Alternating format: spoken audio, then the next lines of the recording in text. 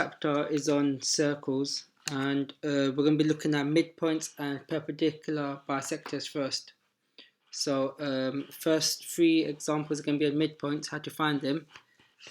So basic formula is x1 minus x1 add x2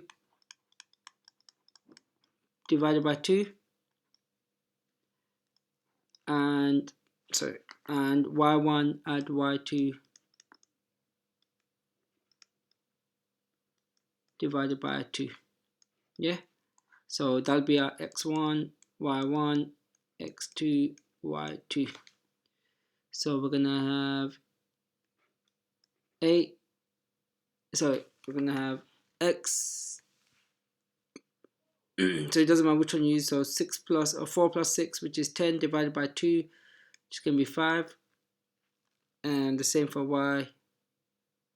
8 plus 2, 10 divided by 2, which is 5.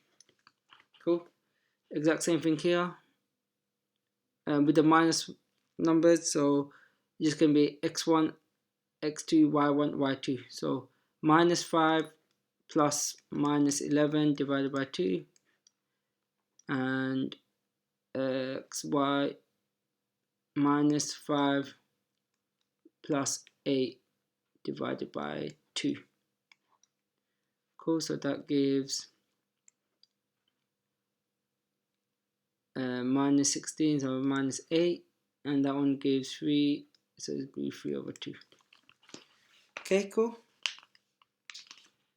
So next up, we have a question like this. So we're given two coordinates. Well, we're given one coordinate and the midpoint, and we have to find the second coordinate.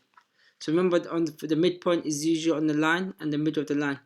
So we're just going to use our formulas here. So minus 2 plus a divided by 2 equals 4. Yeah, x1 add x2 divided by 2, it should equal 4. And we'll just rearrange that, so times it by 2 and then take the minus 2 to the other side. So that'll be 8 plus 2, so a equals 10. And we do the same for the b. 5 plus b over 2 equals 3. Times it, that's 6. Take away the 5, so b equals 1. Simple as that. Okay, so next up is the long one. We're going to look at perpendicular bisectors. So usually they ask this using circles, saying there's a diameter and a line cuts the diameter, a perpendicular bisects the diameter, so you have to find the equation of the line. Whatever example they use is the same method, so I'm just going to show you just with coordinates, and then you could look at examples with which is written down through circles. Okay, so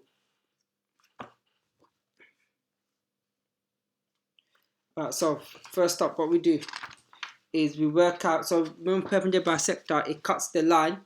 So imagine if this was the line, it cuts it in the middle. So first we're going to find the midpoint using our previous method. So minus 5 plus 7 divided by 2, and 8 plus 2 divided by 2. So our midpoint, where it cuts the line, is going to equal, that's 2 divided by is 1 and 5. Okay, so that's where it cuts our line. And then what we're going to find is the gradient of our line here. So the gradient is, from previously, y2 minus y1 over x2 minus x1. So finding the gradient, I'm going to do y2 minus y1 over x2, so this is your m, x2 minus 5 x1, which equals minus 6 over 7 plus 5, 12, which equals minus a half.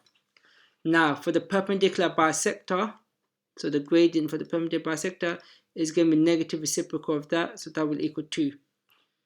Now I'm going to work at the equation of my perpendicular bisector using this gradient and the coordinate that it crosses. Y equals 2x plus c. Use the coordinate, substitute to find out what c is. 5 equals 2 times 1, add c.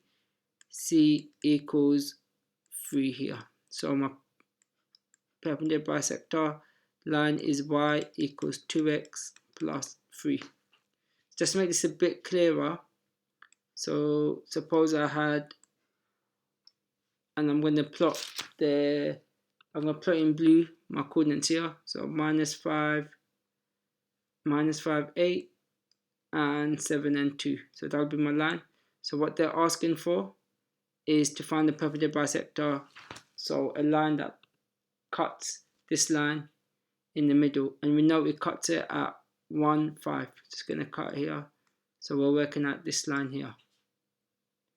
So we know through our equation here, this goes through 3 and has a gradient of 2. Okay, that's it for this topic.